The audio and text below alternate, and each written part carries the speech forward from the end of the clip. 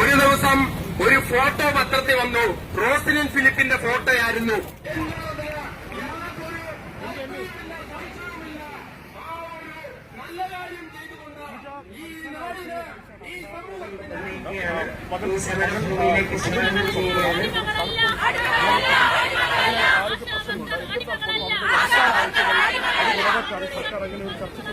ആത്മാഭിമാനം ഉയർത്തിപ്പിടിച്ചുകൊണ്ട് കഴിഞ്ഞ 14 ദിവസമായി ഇവിടെ അവകാശ പോരാട്ടങ്ങൾക്ക് നേതൃത്വത്തിൽ നാടും നഗരവും വിറകിലിച്ചു നിന്നപ്പോൾ മാലാഖമാരെ പോലെയാണ് ആശാവർക്കർമാർ വീടുകളിലേക്ക് കടന്നിരുന്നത്.